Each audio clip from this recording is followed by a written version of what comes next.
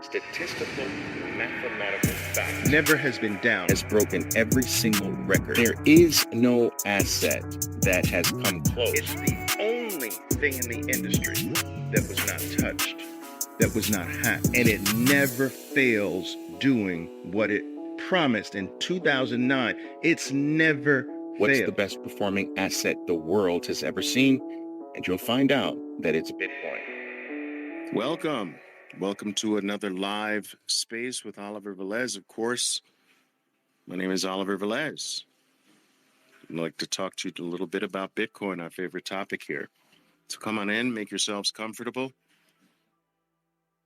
Maybe grab the beverage of your choice. Maybe even grab something to take notes with. Sometimes we come up with some things that are quite profound in these talks. It might be worthy of you taking some notes. So welcome Bitcoiners, welcome traders, welcome supporters, welcome haters. Welcome to another live space here. I wanted to have a brief talk with you about something that I think that all of us, whether we are Bitcoiners or not, actually face in our lives today. And that is coming in contact with Bitcoin FUD. FUD is the nickname that stands for, or the acronym that stands for fear, uncertainty, and doubt. And it's become the label we put on anything that really attempts to attack Bitcoin from a negative narrative's point of view. And so I would like for us to explore some of the more popular, and I'm going to solicit your help on this. I would like for us to explore the most popular FUD items that constantly get thrown at Bitcoin. And I'd like us to try to basically pick these pieces of FUD apart one by one. All right. Or at least I'd like to share with you how I deal with the most popular FUD items that constantly get thrown at Bitcoin. All right. So if you don't mind, I'd like for you to help me out by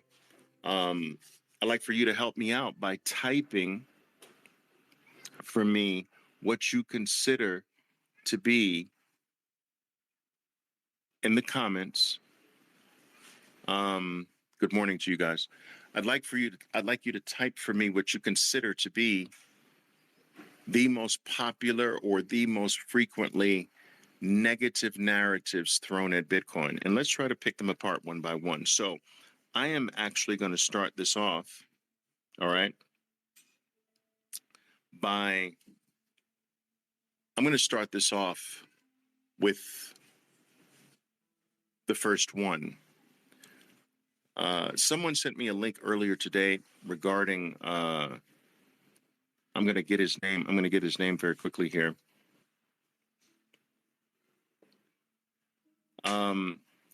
Someone sent me a link regarding a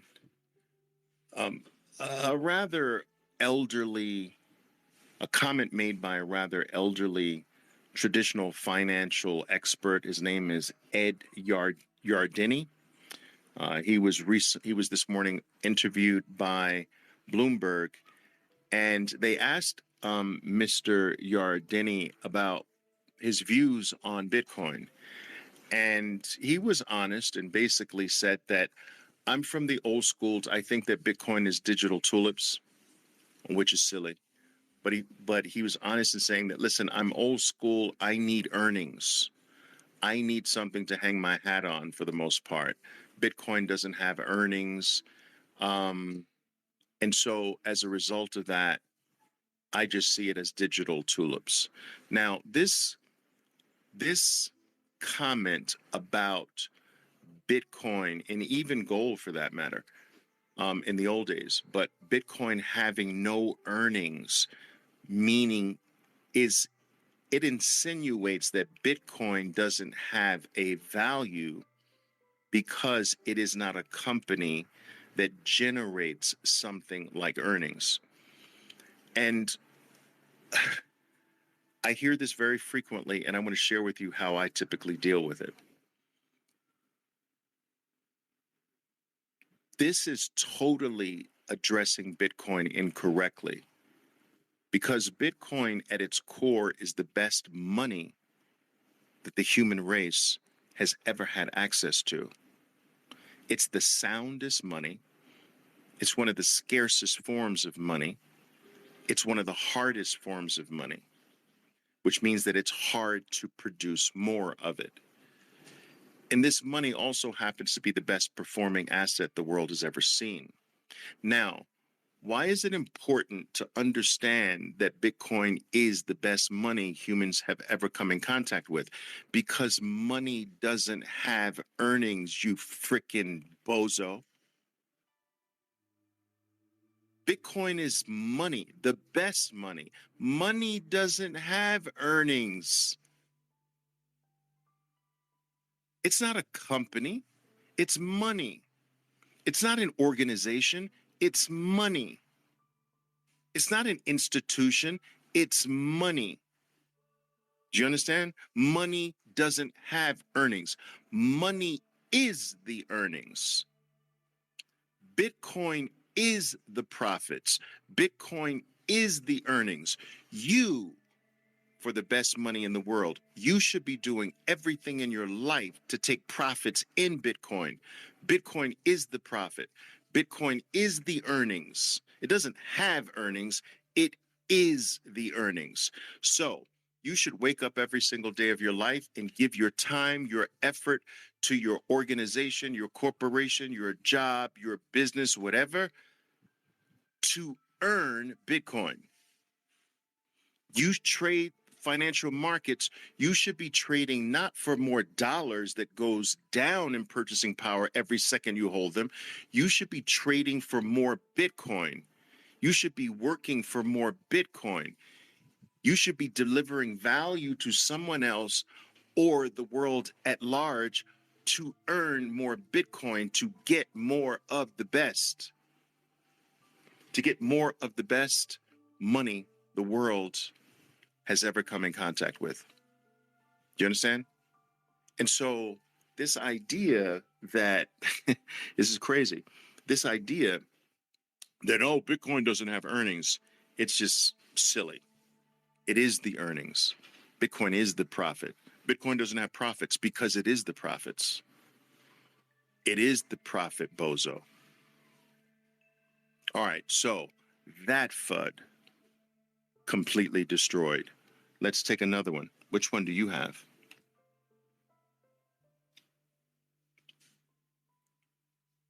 Any others from you?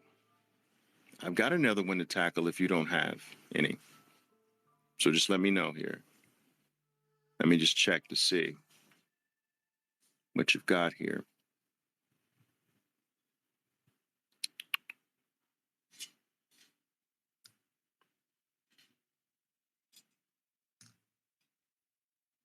Okay.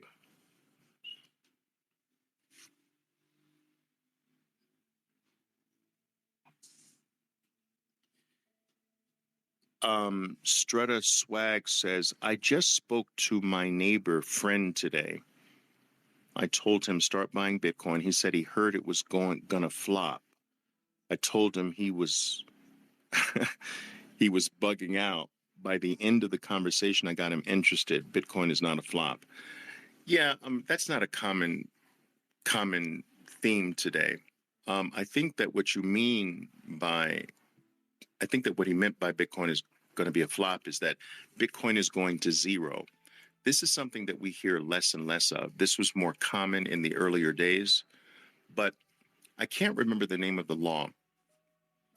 But every single hour, Bitcoin does not go down or does not go to zero, that stays alive and well, increases its odds exponentially that it won't. Now, remember what I told you that I've been in the financial arena for 4 decades, more, 43 years in total, 37 of those years as a true professional. Okay. And in my industry, 10 years is that that unmistakable, unquestionable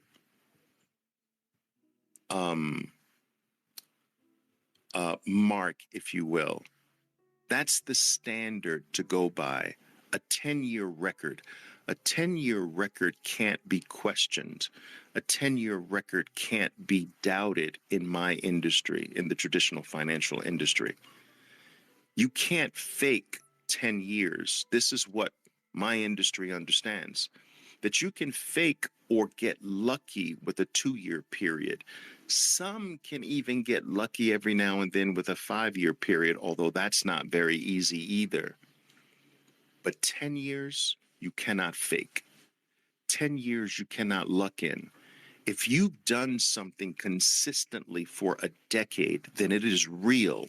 There is enough time to deal with several black swan events.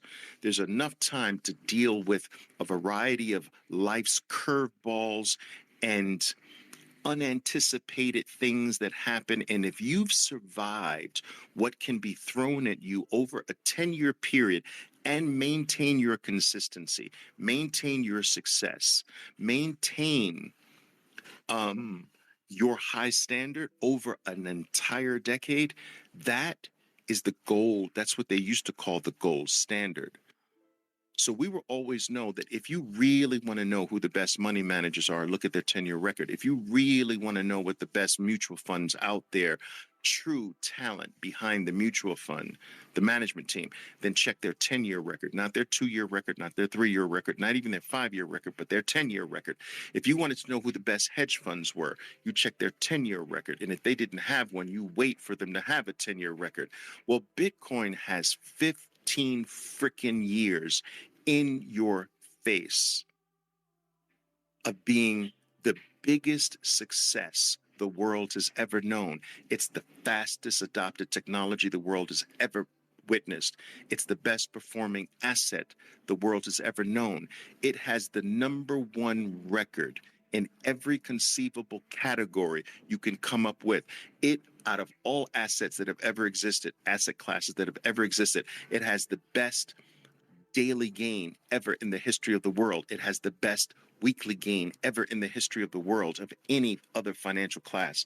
It has the best monthly record of any other financial class in the world. It has the best year, the best 2-year, the best 3-year, the best 5-year, the best 10-year, the best 15-year. It squashes every single thing that human beings have ever known in every single category, and it's done it not over 2 years, 5 years, not even over 10 years, the golden standard. It's done it over 15 years. And I'm here to tell you that if in 15 years Bitcoin has not been hacked, it's not going to be hacked. If in 15 years it basically hasn't failed, it's not going to fail. And every single hour, every single day, the odds of failure drop precipitously. And so we can drop this idea after 15 years that it's going to zero or it's going to flop or it's going to fail. That's just absolutely dumb. And I ask you this, people, if 15 years of not just success, but success that embarrasses everything that we've ever had to measure against it. It's not just that it's won, it is won in the most embarrassing way. So if it's done this in 15 years and you're still doubting, my question is this: how many more years do you need? Do you need another 15 years? Do you need 30 years in total to be convinced of something? It's giving you the #1 position in every conceivable category over a 15-year period. It didn't get lucky over a 2-year period. It's done this over 15 years. So at what point will you concede and say, I'm on board now. I get it. I see it. Another 15 years? Do you need 50 years? Do you need freaking 100 years?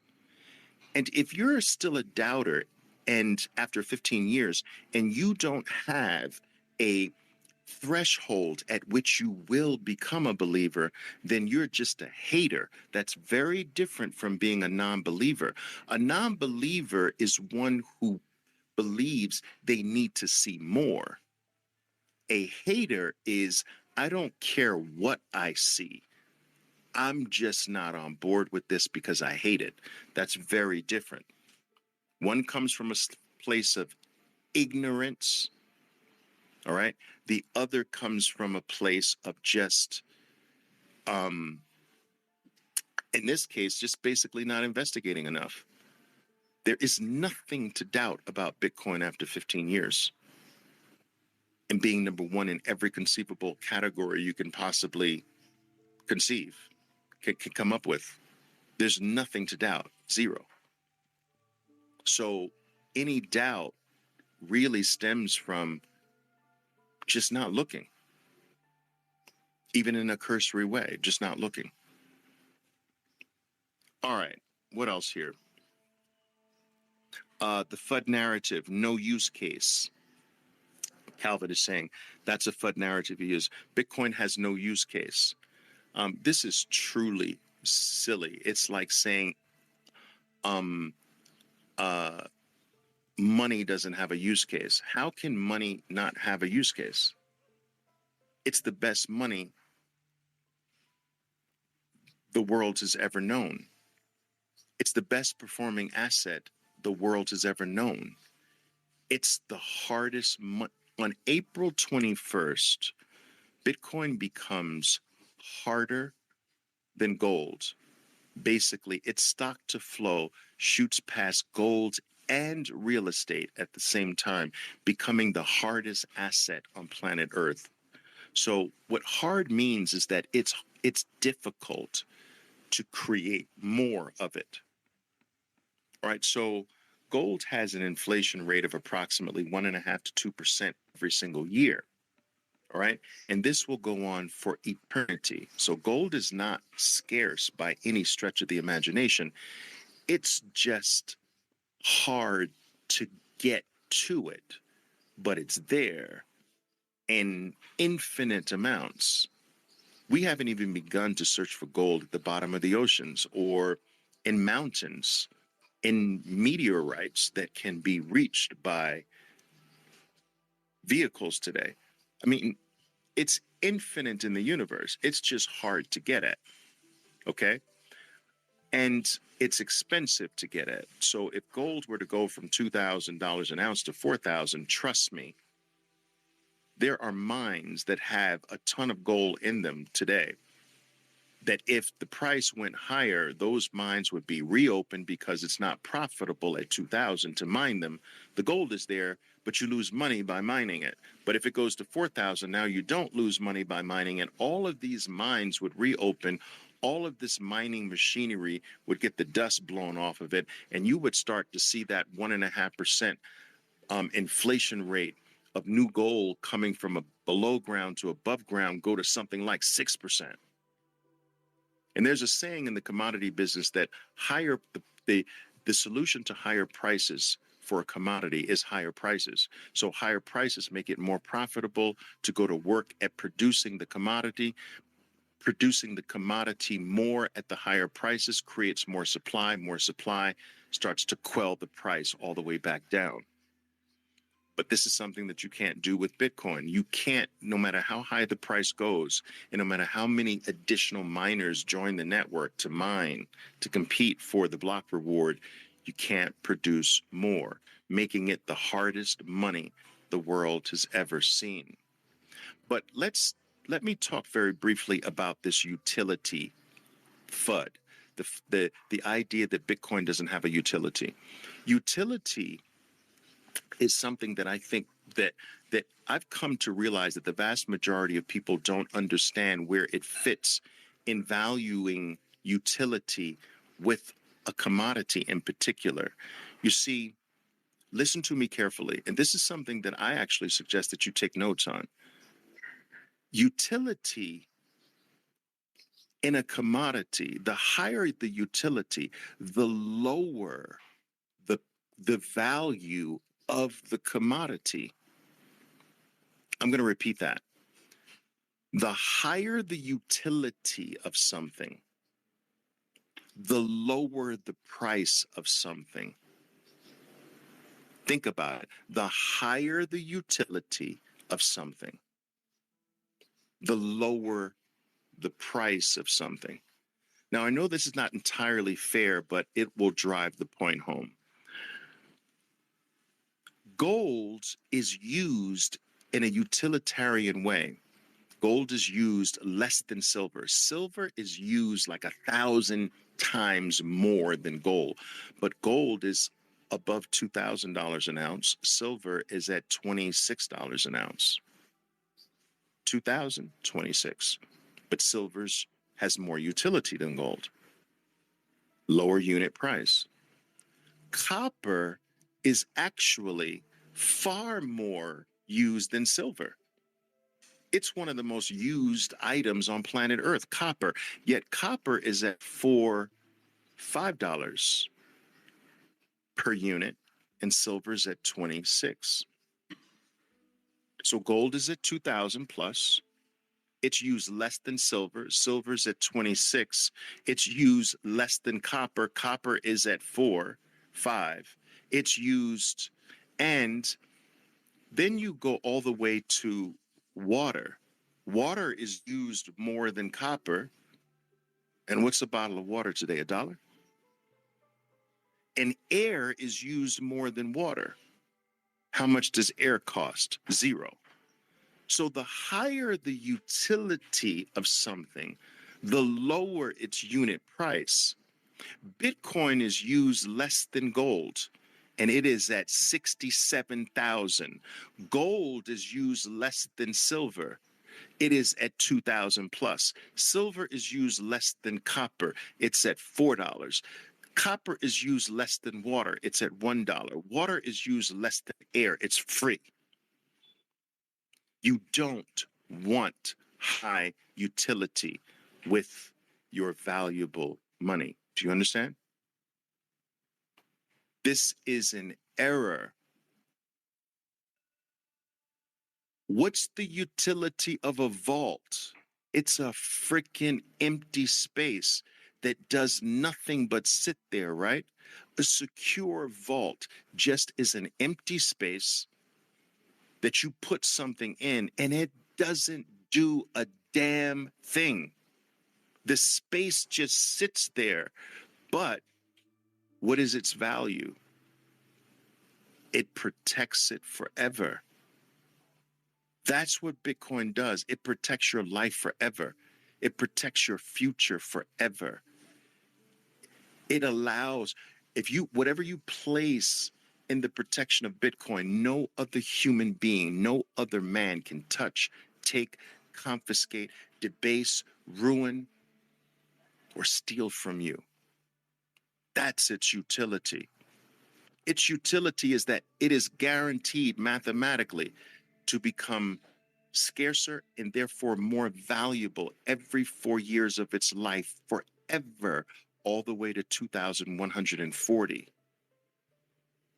Its utility is that it will increase who you are, make you richer, make you more, secure your family more every 4 years until you die and beyond, until your children die and beyond, forever. That's its utility. It's the most secure vault the world has ever known. It's the greatest savings technology that human beings have ever come in contact with. It's the most certain thing that we have ever encountered in the entire evolutionary process of human beings. For the first time, Bitcoin has brought to our lives a certainty based on mathematics that we've never had with anything else that we were told to trust our future with, because every single thing else we were told to trust our future with is a man-made item. And because it's a man-made item, it is fallible. Human beings are fallible, and therefore the things that they create have that fallibility inherent in them. Well, Bitcoin is not influenced, controlled, or manipulated by any human being, yet it is available to every single human being on earth.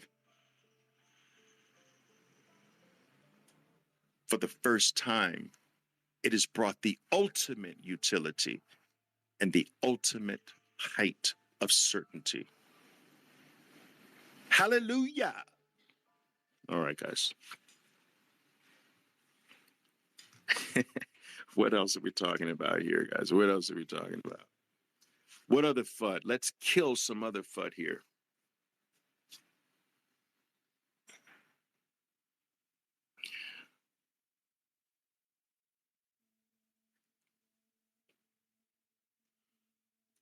How do you think we will be able to monetize our BTC in 10 years? This question is off. It stems from a misunderstanding of what we just talked about. Because in truth, Bitcoin should be considered your profit. So you should be monetizing other things to make more Bitcoin. You've got it backwards. Bitcoin should not be used to get something else. You should be using everything else to get more Bitcoin. Bitcoin is the monetization. So some of you are struggling to wrap your mind around what I'm saying, but I'm going to try to make it very simple to you. Right now, you have been indoctrinated to regard the US dollar as your prize. You go out into the world and you give your time, your effort, your hard work to win the prize, more US dollars. You go to school to get more educated with the purpose of what? Earning more of the prize. What's the prize? More US dollars. You try to up your skill level with the purpose of what? To earn more of the prize. What's the prize? More US dollars. You don't ask, how do I monetize the prize? You ask, how do I monetize my skill level? How do I monetize my effort? How do I earn more dollars? That's what you spend your whole life doing. Well, I'm saying, what if there's a better prize? What if the prize that you've been taught to believe is the ultimate prize actually goes down every second you hold it, which it does? What if the prize that you've been tricked into believing is the ultimate prize that you give your time and your life to is guaranteed to make you poorer every 4 years of your life? What if I told you there was a new prize, a different prize, that if you gave your time, your effort, and your skill to get this prize, that it is mathematically designed to increase your life, increase your riches, increase your wealth, improve your family's future every 4 years of your life? And if I were to convince you of that, wouldn't you change the prize from dollars to Bitcoin? And you wouldn't be talking about, well, how can I flip my Bitcoin back to something else? No, because that's the ultimate prize. You don't flip back from the ultimate prize. You understand? You don't flip back. If Bitcoin becomes your unit of account, because now the dollar is your unit of account, but if you realize that Bitcoin is a better unit of account to work for, to give your life for, then you don't go back to the inferior. Why do you change when you go from the weak to the strong? When is it appropriate to go back from the strong, to go from the strong back to the weak? When is that appropriate? When is it smart to do that? When is it intelligent to get rid of the superior to go back to the inferior? It's never appropriate. It's never intelligent. And this stems from the idea that the dollar is still somehow better than Bitcoin. So, Oliver, I know I'm riding Bitcoin now, but when do I monetize it back into the US dollar because that's still my ultimate prize. But how? How can that be the ultimate goal, more dollars, if you have now been educated on what the dollar does to your life and your future and your family? It makes you poorer every 4 years of your life. It makes you have to work harder every year of your life by losing 2 to 12% of its purchasing power every year. So you have to work 2 to 12% harder to buy the same groceries you bought last year to feed your family. And you'll do this forever until you die. You'll work harder and harder every single year, and you'll scratch your head after 4 or 5 years. After every 4 or 5 years, you'll scratch your head and sit there in amazement and wondering, why is life not getting better for me? Why does it seem like it's getting harder? Why does it seem like I'm struggling more? It's because your purchasing power has a leak in it. It's dying. It's declining every year, ever so slightly, to the point where you only notice it every 4 or 5 years. It creeps up on you. And this is why your children are poorer than you are, and you are poorer than some of your grandparents, because life gets harder in a fiat currency based system every year of your life until you die. And Bitcoin reverses that. Life gets better every 4 years. Everything in the world gets cheaper. You get richer. You become bigger than you are today, 4 years from now. Your family's future becomes more secure 4 years from today. Every single purchase date, you can mark that on a calendar. And 4 years from that purchase, 4 years from that date, you will be richer.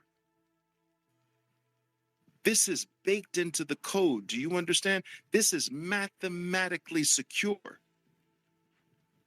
Every single day you add dollars to Bitcoin, you can go 4 years into the future and know that purchase will make me richer, make me better, make me higher, make me wealthier 4 years from today. Every single purchase is a wealth creation act in Bitcoin. And every single time you take profits in dollars, from the moment you receive those dollars, it starts losing purchasing power. Every second you hold it in your bank account or in your hands or in your jeans pocket.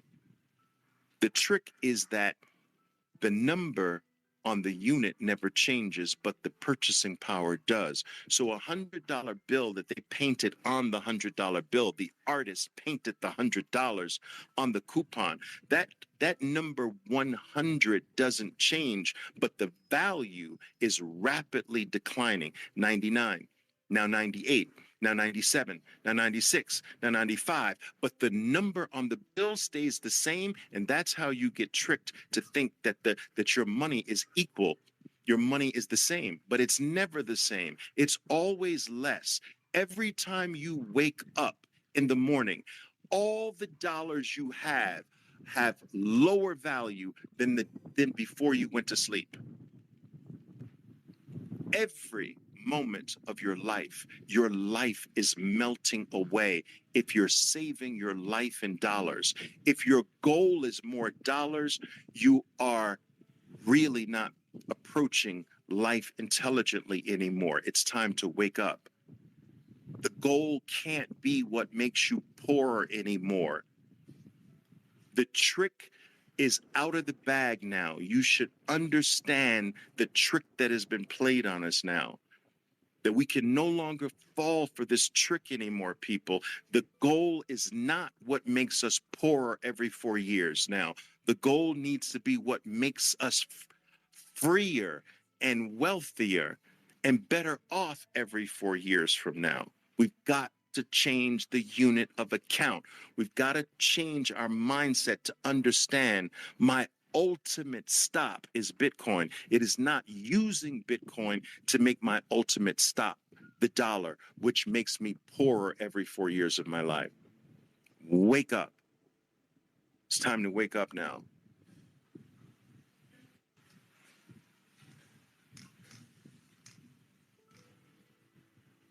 All right, let's see what else here. What other FUD are we going to start attacking here?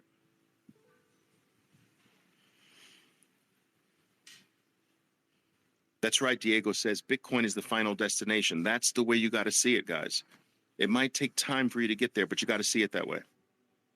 Eric Johnson says, this guy's the best. I appreciate that, Eric. I really do. I'm not just saying that. A lot of people have a hard time today, putting themselves out there with a positive comment. It's easier to put yourself out there with a negative comment today in today's clown world. And somehow when someone's positive, it's looked down upon. It's really weird to me. And it quells the positive comments. So when someone is bold enough to do that, I really appreciate it. So thank you, Eric. I appreciate that. Oh, I like this. PPM Black says FUD narrative. It's not backed by anything or anybody. Good. Because Bitcoin is the backup. If something needs a backup, then isn't it inferior to what is backing it up? Bitcoin is the ultimate superiority. The ultimate superior thing is the backup to everything else. It doesn't have a backup.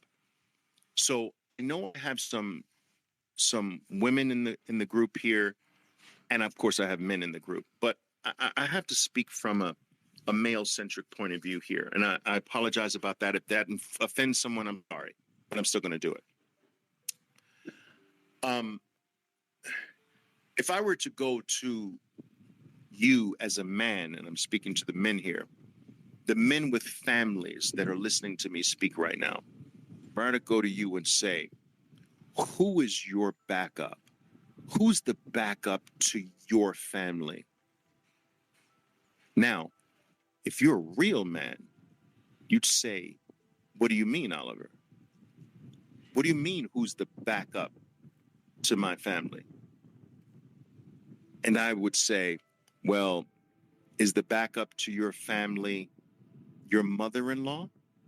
Does she back you up in your family? And if you're a real man, you'd probably say, what are you talking about, Oliver? My mother-in-law doesn't back me up. And I says, well, does some other man back you up and your wife and your kids?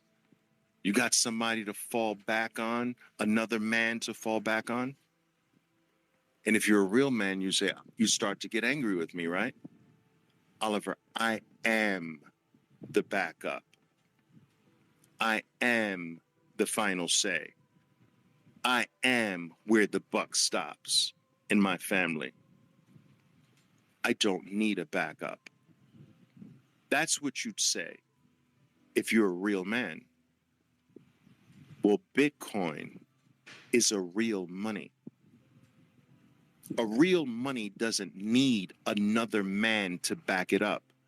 A real money doesn't need another asset to make up for its inferiority because it is the frickin' backup. It is the superior thing. The superior thing doesn't need a backup. Everything else needs that backup. Bitcoin backs up every single thing else. It's the hardest money ever to be exposed to human beings, and it's the best performing asset on planet Earth. What does number one need to be frickin' backed up by? It's got the best record of a month of any asset ever in the history of the world, the best record of a year, the best record of 2 years, the best record of 3 years, the best record of 5 years, the best record of 10 years, the best record of 15 years. What does number one need a backup for? Now, let me take this FUD. We have to pick this FUD we have to pick this FUD apart a different way as well. All right. So we attacked it this way. That's done, in the bag, destroyed. Let's destroy it another way. When people refer to a backup, what they're really referring to, consciously or unconsciously, in most cases it's unconscious because people aren't this sophisticated in most cases, but Where the term backed up came from is from the days of when, for instance, a paper note was backed up by a corresponding piece of gold sitting in a bank or a custodian, right? So my note is backed up by gold. So I have a $10,000 note that is literally backed up by $10,000 worth of gold held in a bank or by a custodian. That's what a backup means historically. That the inferior item, the paper, is really backed up by the superior thing and can be exchanged on demand for the superior thing. All right? So that's what the true meaning of backup means. I can exchange it for the superior thing. What can you change a single dollar bill for today in the United States?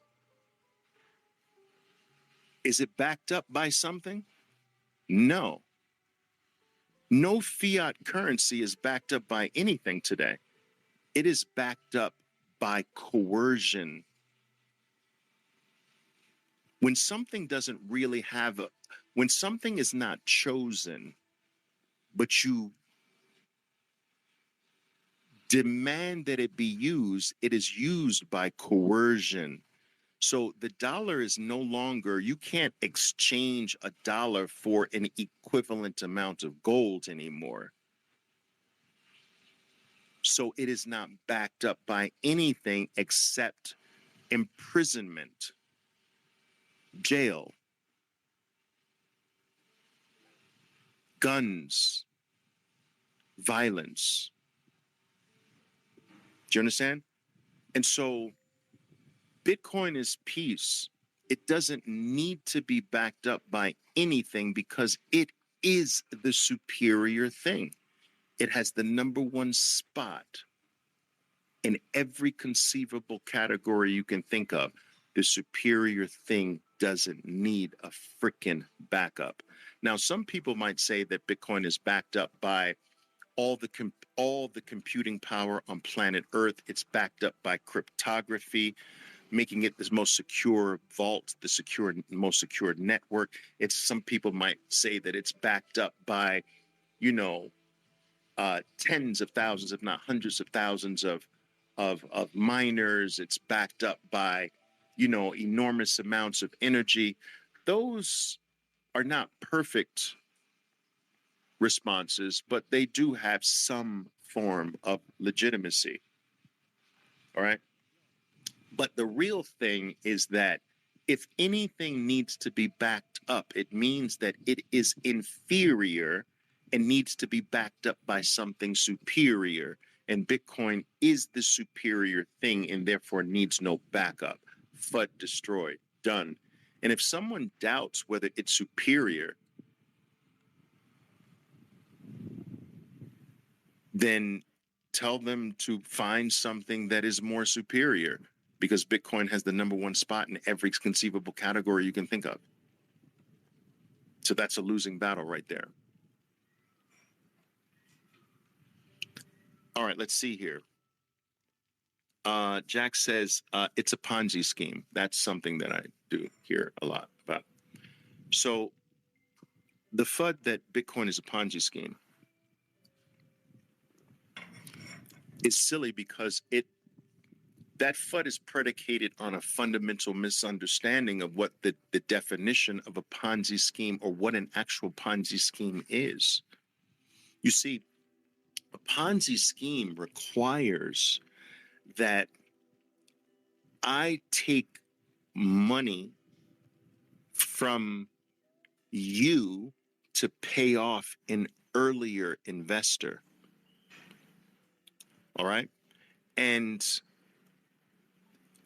if the money from you stops coming in, all right, the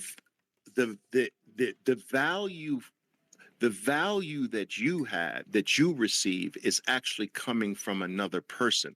That's what a Ponzi scheme is, and it has to be perpetuated by new people coming in to actually reward the older people who came in earlier. Now, if you think about it, you can, if you erroneously apply a Ponzi scheme to anything that's bought and sold between human beings, you can sloppily apply a Ponzi scheme title to anything that's bought and sold. Homes, as an example, all right, you can loosely say the real estate industry is a Ponzi scheme because it requires a new buyer to come in for the old buyer to go out. But everything on freaking planet Earth can meet that loose, erroneous, defined thing, that everything that's bought and sold between human beings requires a buyer and seller. That doesn't make it a Ponzi scheme.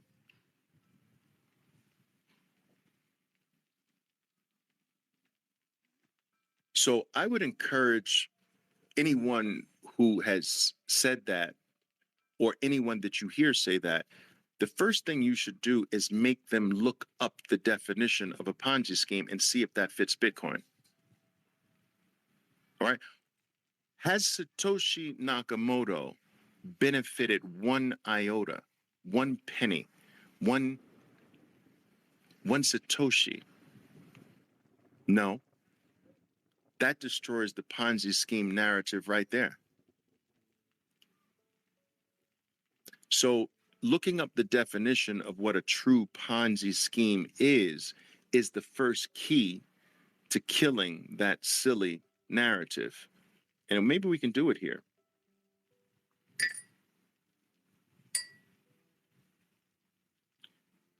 All right, let's see what it says here.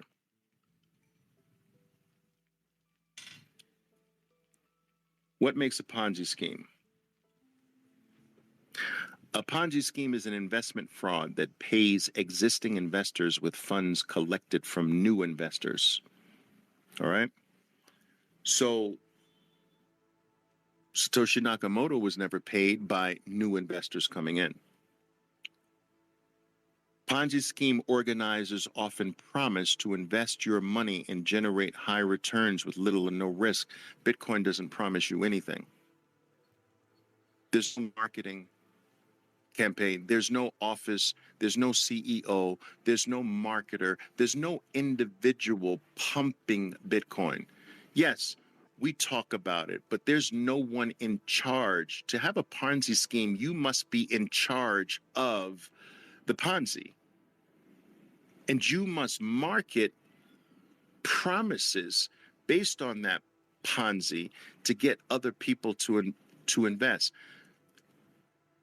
Bitcoin doesn't have a marketing department. Bitcoin doesn't talk. Bitcoin doesn't say anything to you. Bitcoin doesn't go out there and try to convince you to invest in it. Bitcoin is just there. You come to it when you want to, or you never do. It's up to you. It is the absolute opposite of a Ponzi scheme. The founder never benefited 1 cent. It doesn't promise anything.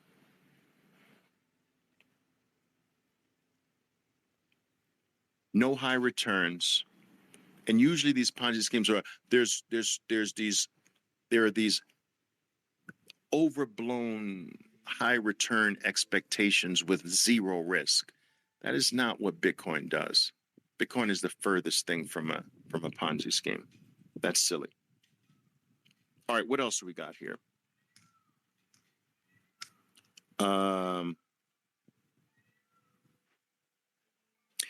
What causes Bitcoin FUD? I think that there are several things. Ignorance, okay. The tendency for humans not to investigate today.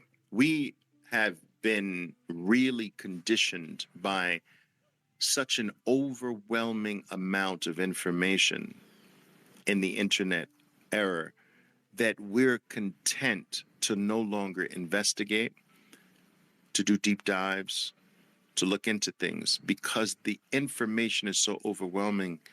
It's more comfortable and more convenient just to accept what's being heard, what someone else has said, instead of investigating to determine whether what someone else has said is valid or not. So if there's this meme, if of course it must be, if it's on the internet, of course it must be true. I read it on the internet, it must be true. And so people have stopped being true investigators. They've stopped being true lookers. And this has made the creation of FUD a lot more effective by people who have incentives for something not gaining traction or having a certain negative narrative around it. Bitcoin is the antichrist to central banks. That's what it is. It's literally the replacement of central banks. It's not the replacement for banks as much as it is the replacement for central banks, the central control of the money that other men have to give their lives for.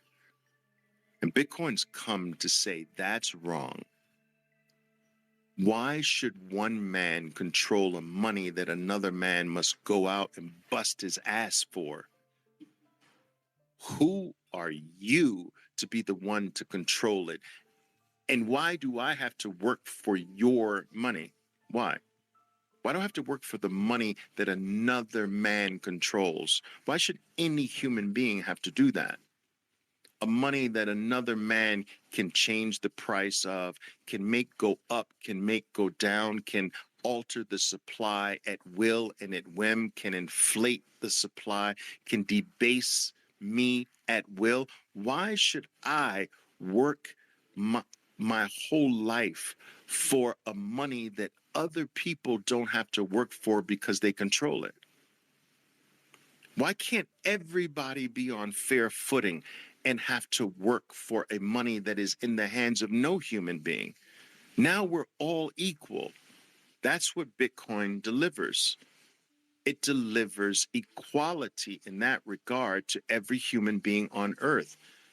Fat, skinny, tall, short, female, male, LBGTGG, ABCGGG, whatever. You know? And so, because the centralized control of money is what is ruling planet Earth right now, there is an incentive to have FUD stick. There's an incentive to confuse matters today about what Bitcoin is. There's an incentive to let distractions proliferate. There's an incentive to let the shitcoin space, despite the fraud, despite the hundreds of billions of lost value in the altcoin shitcoin space, despite all of that, there is a benefit to the powers that be to let that proliferate, to confuse what Bitcoin is, to give you other shitty choices so that you don't choose Bitcoin. There's an incentive for a Coinbase to have airdrop after airdrop and show you a whole list of bullshit before you see Bitcoin the first time, to hold back your recognition of what this is. That is a planned thing. And FUD is planned. FUD is constructed to take your eyes off of the prize, to show you something shinier over here called a shitcoin, or to make you think it's bad because it's going to boil the oceans.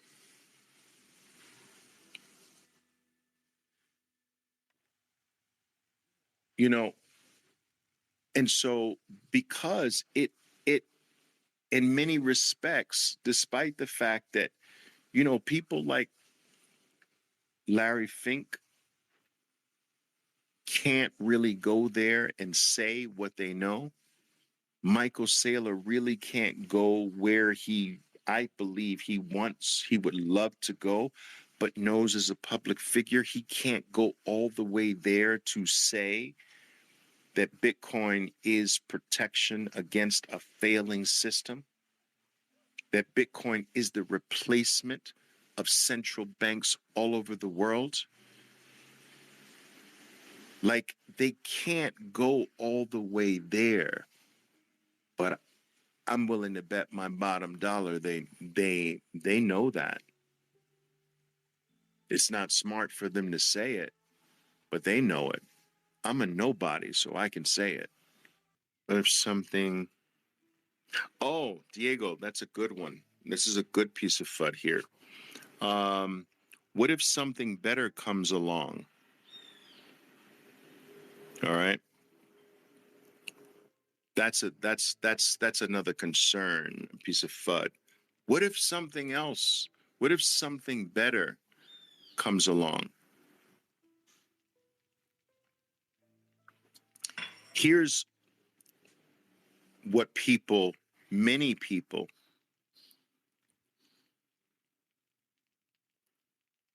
don't agree with.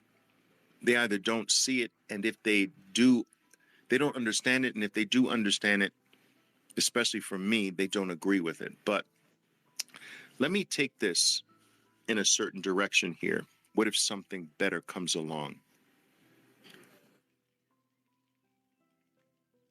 Discoveries cannot be improved on. I'm going to repeat that. A discovery cannot be improved on. Only inventions can be improved on. And I'm sorry if you disagree with this, but I'm here to tell you that Bitcoin is not an invention. It is a discovery. Fire was discovered millions of years ago. You can't improve on fire. There's no fire 2.0. Electricity was recognized, in 600 AD?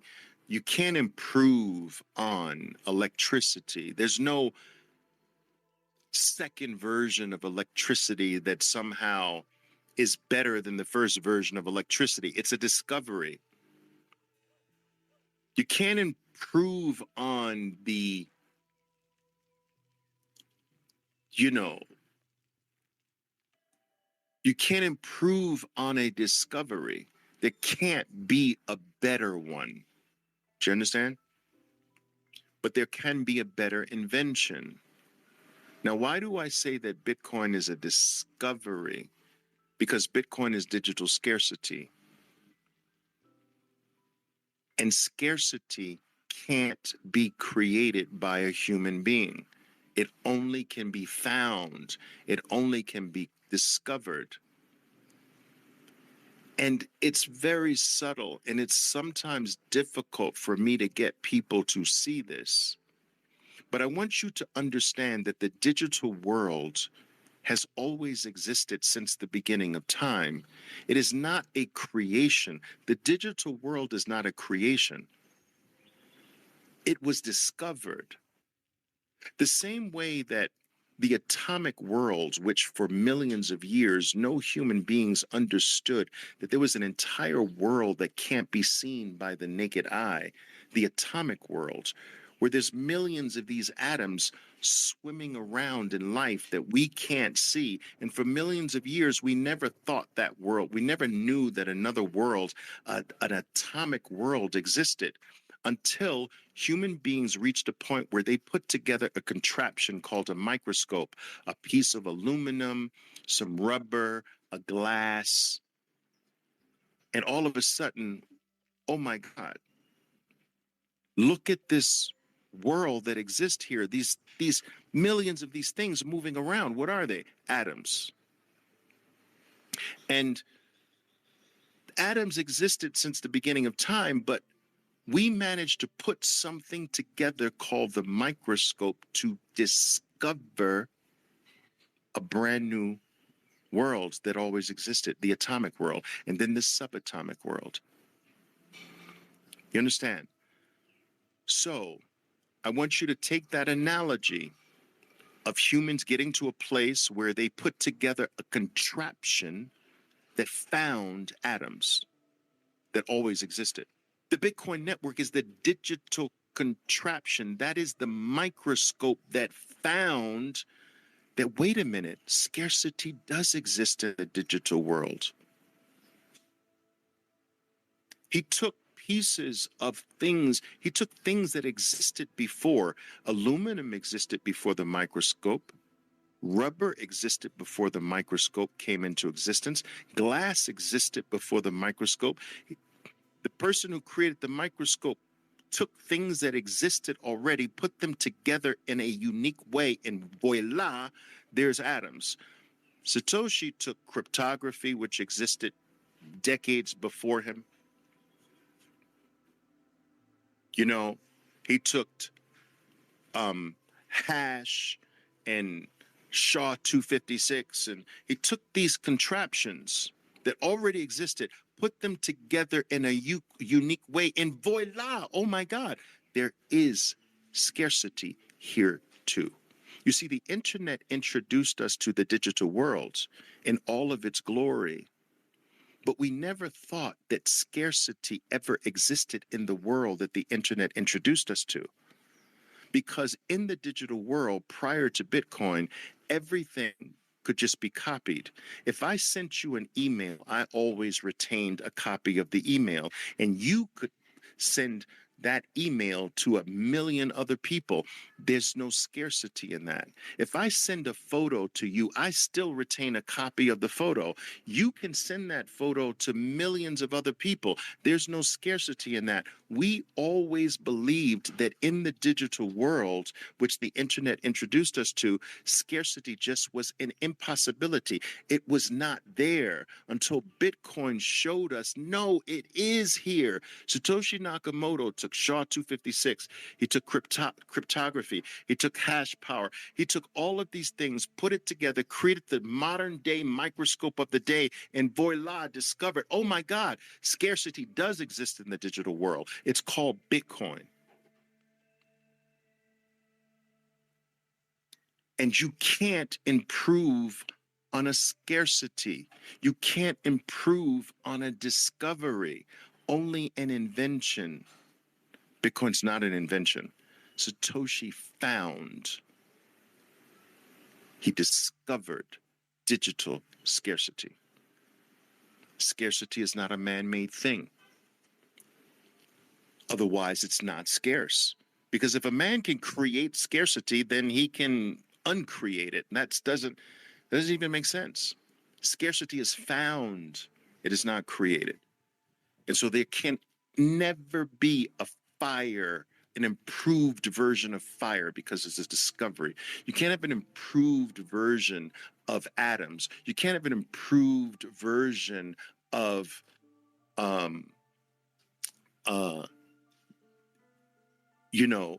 what was I saying? Electricity. And the last thing I will say on this point is this.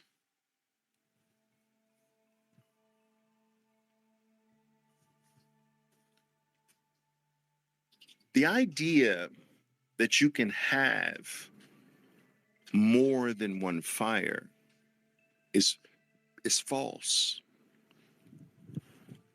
You know, there were attempts to make a second version of gold from base metals, right? So when gold was recognized as being scarce, there were attempts made for hundreds of years to create a different version of it, a better version of it, to create even an equal version of it, a gold 2.0 made from base metals. This proved to be impossible. It proved to be false. Do you understand? You can't have a second one. And this is where the narrative that you can have alternatives to Bitcoin is false. It's false historically, it's false intellectually. You can't have an alternative fire. And any attempts to create one will ultimately fail. You can't have an alternative electricity. You can't come up with an alternative atom. And why isn't there an Internet 2.0? Why is there only one? There were attempts to create a second version of an internet. They were called, I talked about this last night, right? They were called intranets, private ones, private internets that had specialties. This intranet's going to do this and focus over here and do this better than the open protocol internet. And where are they today? When's the last time you heard the term intranet? There's only one internet. There's no internet 2.0. There's one fire, one electricity, one atom, one Bitcoin. And all of these attempts to create a special intranet, a special Bitcoin, a special alternative, they're going to go the same route as everything else in history. The attempts to create another gold, gone, failure. The attempts to create different forms of electricity, gone, failure. The attempts to come up with something better than fire, gone, failure. The attempts to create another more specialized, more narrowly focused internet called an intranet, gone, failure. The attempts to create or improve on what is so-called Bitcoin's weaknesses by creating alternative coins, they're going to be gone, failures, like every single thing before them.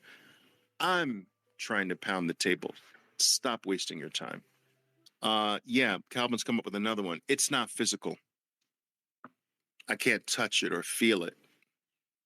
That's a common one. But I can't, it's not real. I can't touch it, as if something real, to be real, you have to touch it. So I attack this in two ways. All right, I attack this in two ways. Guys, how many people do I have here, by the way? Just a few here? I don't even know how many people I have here. No, it's funny, man. I tend to get more people when it's video. It's crazy. When it's live and you can see me. But okay. So anyway, it's not real or physical. First of all, everything is becoming immaterial today because we in our lives are being sucked into the digital world. I've spoken about this at length. The last time I did so, I did it last night. Your photos are no longer physical. You've got more photos in your phone than you've ever had in a physical album in your life. Some of you have never held a physical photo in your entire lives. You can't touch them, you can't feel them, but you can show them and you can still enjoy them. Your music is no longer physical. When's the last time you've held an actual record in your hands, a vinyl record or a CD? When's the last time? Some of you have never seen a record in your life. There are billions of songs that stream. You can't touch them. You can't feel them. You can't see them. Your music is immaterial today. Your books. I've got over 20,000 books on a device. I've got more books than my mother's library had that she worked in my whole childhood. I've got more books on one device that I can't touch or feel, but I can experience. My books, your books are no longer physical. Your photos are no longer physical. Your movies, when's the last time you've held a VHS tape or a DVD in your hands? Your movies have disappeared. Your mail has become dematerialized. The entire world, some of your friendships are digital in nature, where you speak to them every day over the internet, but you've never seen them. You've never really looked at their physical eyes, shook their hand. Our lives are being pulled, our entire existences are being digitized. Do you understand? And so the last thing on earth to be digitized in its entirety is money. It's the biggest thing. Money is being digitized, it's being dematerialized. Gold is being dematerialized, which makes it more superior. Because in the digital world, a human being can no longer steal it or take it or put their dirty hands on it. Your valuables becomes more secure if they become digitized. Your money stops being confiscatable if it's digitized. It can't be touched by another human being. It can't be confiscated. It can't be stolen. If it goes to that place, that new frontier, it becomes safer in the digital world. Because humans can't steal there. They can't take there. And our value is being pulled into the digital world via Bitcoin. Now, I will say this as well.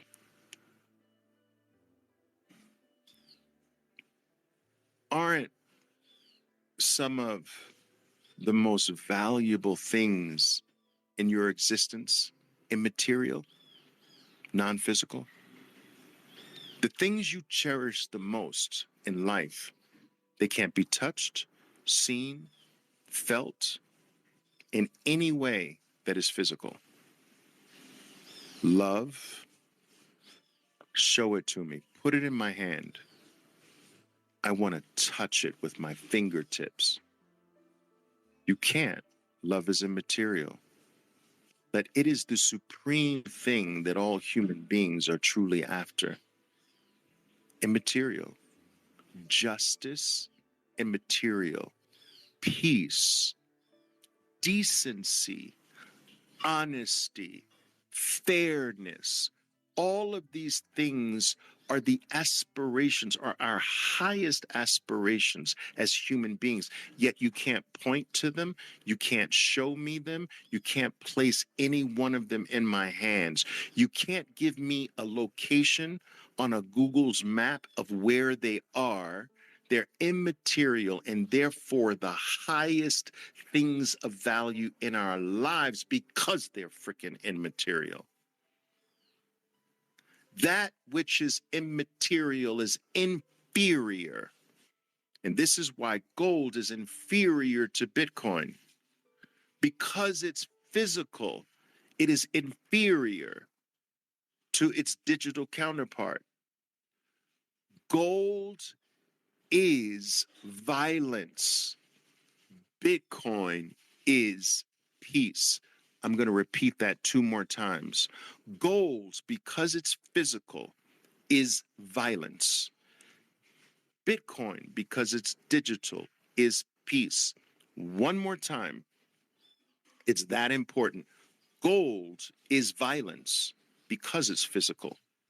Bitcoin is peace because it's digital. Now, let me quickly explain what I mean by that.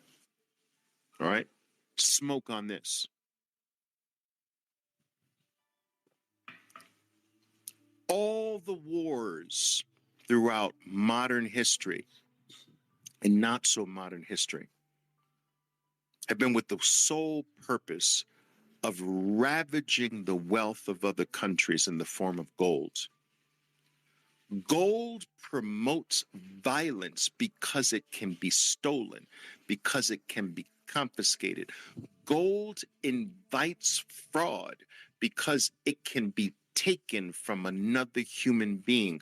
It can be ravaged from another country's vaults.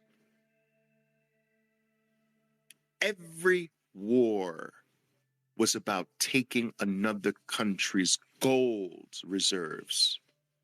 He who has the most gold rules. Ever hear that statement? He who has the most gold rules.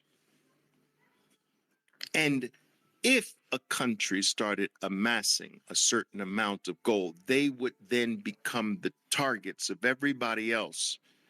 Gold invites war. Gold invites violence because it's physical. Bitcoin promotes peace because it can't ever be stolen. How do you steal? Now, through carelessness, you can lose it. I'm not talking about that. I'm actually talking about if you're not careless, how can words be confiscated? I want you to think about it. Bitcoin's your words. Bitcoin is literally 12 to 24 words, right? For the first time, your word is your value. Your word is your wealth. Your word is your bond. Remember that saying? My word is my bond. You can go to the bank if I say it. Well, for the first time in life, it's for real. My word is my bond. My word is my worth. My word is my value. My word is my Bitcoin. Now, I've used this example before. I think I did it last night. If I tell you right now to think of the word hope, Hope. Now take that word. I want you to go over it in your mind mentally, the letters Hope, and say it in your mind, hope. Now, how do I steal that from you? How do I make that disappear? How do I take it where I have the word hope and you no longer have the word hope? How? If I throw you in jail because you're not supposed to have the word hope, by throwing you in jail, does it eliminate the word hope from you? No. If I tell you to drop, to give me the word hope because I don't want you to have it anymore, is that possible? No. You stay with hope, the word, forever. It can't ever be taken from you. That's what Bitcoin is. It can never be confiscated. It can never be taken from you. You can be careless with it and let someone have access to it. That's different from being confiscated against your will. Against your will, Bitcoin cannot be stolen ever, cannot be taken ever by another human being, cannot be confiscated ever. And when the world realizes over time that this is the only asset that can never be stolen, the only way for me to get to it is to give in peace value to the person who has it. It will raise the standard of productivity globally throughout the world. It will make every single human being better than they are today, because the only way they're going to get it is not by theft, not by confiscation, but by delivering value. Coming to the person with Bitcoin, coming to the Bitcoiner with honor, coming to the Bitcoiner with the best that they have to offer, the best service, the best product. They come to them correctly, because the only way you're going to convince a Bitcoiner to give you up a little bit of what's going to go up forever in his life, you better come with something freaking miraculous. You better come with something of honor. You better come with something so sublime that I am willing to let go of a little piece of my Bitcoin. And so it is going to incentivize the world to get better. No longer are they going to be pieces of junk sold for a lot of money. No longer are they going to be scams that go on, because no one is going to give up the most valuable, scarcest thing on planet Earth for your junk, for your nonsense anymore.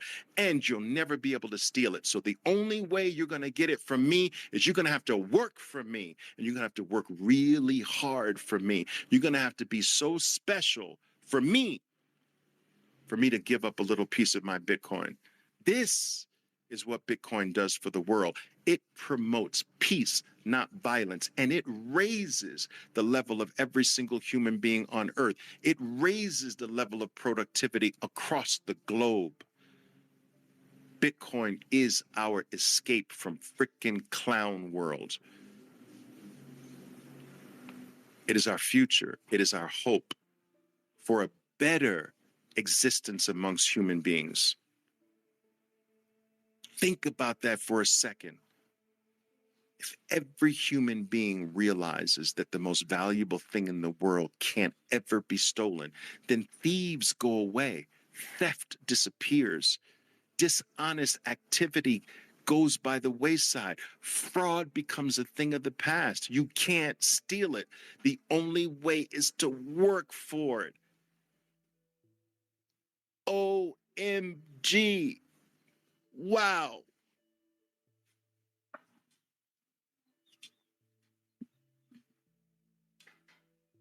Powerful.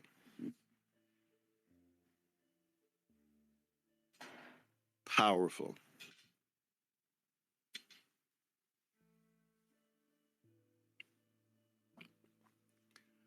What else are we doing here? I'm gonna take one more maybe.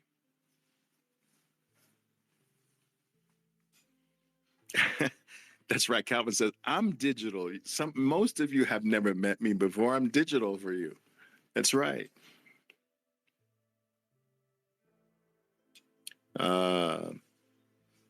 Let's see here.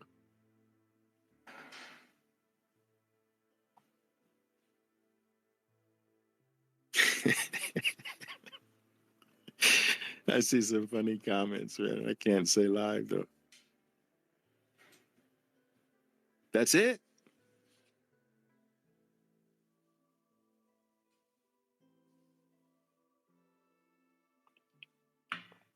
Grandpa Bitcoin, this is very true, where he says Satoshi discovered scarcity, not just digital scarcity, scarcity, period.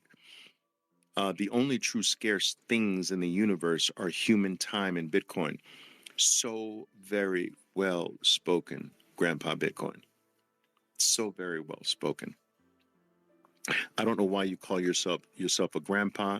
I'm probably older than you. But anyway, Grandpa Bitcoin does have a very, very powerful point here. That scarcity has existed outside of time, because we know that our time is truly scarce and finite. But outside of our human time, right, that scarcity never really truly existed. It temporarily was there's a false scarcity that is created by the limitations of humans at the particular time. So for instance, there was a time where the only way you could get gold was with a pick and a shovel. And so gold could only be found so deep into the ground because a pick and a shovel can only go so deep. And so it was more scarce when the only tools you had to mine gold was a pick and a shovel. But when more advanced technology to dig deeper in the ground came into existence, the scarcity diminished. And as the technology continued to improve, the scarcity diminished. So that's not real scarcity. That's a false scarcity created by or brought into being by the limitation of technology at the current moment, or the limitation of humans. There was a time where on planet Earth, calories were scarce. Now, I know for certain people in the world, calories are still scarce. That's very unfortunate. But for the most part, the vast majority of the human race does not consider calories scarce today. But there was a point where almost every human being experienced calories as being scarce. They did not eat regular times, 3 times a day, 4 times a day, with snacks in between before. They ate once a week, twice a week if they got lucky, because it was scarce to find food. Scarce calories were scarce. Today, just look at the average overweight, obese person in America. You think calories are scarce today? So calories had a false sense of scarcity because of the limitation of human beings at that time. And as those limitations dropped and the capability increased, the scarcity changed. Scarcity, when it's real, can't be changed. Bitcoin is truly scarce, as Grandpa Bitcoin is saying, because no matter what human beings do, no matter how advanced they get, no matter how improved make the technology, you can't produce more. It's over. It's a one and done. That is real, true, authentic scarcity. It can't be altered in any way by a human being or any of their contraptions. Bitcoin is true scarcity. The only 2 things in the universe, as Grandpa Bitcoin says, is human time and Bitcoin. And Bitcoin actually is time, which is mind-blowing in and of itself. All right, guys. Love you guys, man. Love you guys. Thank you very much for showing up here. Yes, thank you very much for showing up, guys. I know I don't give a lot of advance notice for these talks, so I know that if I were able to do that, perhaps maybe, we draw some larger audiences because of the ability to prepare for them. But just my life doesn't work that way. So I have to, in large part, do these things in an impromptu manner. I had some time. I hope that you've gotten something out of our talk today. And I hope you stay close. Remember, guys, stack harder. Don't be fooled by temporary vacillations in the USD denominated price of Bitcoin. Remember my talk from last night, the Bitcoin 10x factor? If you have not listened to that or watched that, get on a treadmill, take a walk, take your dogs for a walk, put your headphones on and a workout in the gym or something like that, and listen to that talk. I want you to understand the Bitcoin 10x factor. I believe that it will be extraordinarily important and valuable for you as we go into the halving in the latter part of April. All right, guys, happy Friday to you. You know what to do. Go to work. Stack harder. Ciao for now. My name is Oliver Velez, and I am your 13%er Bitcoiner. Be safe out there, and until next time. Boom!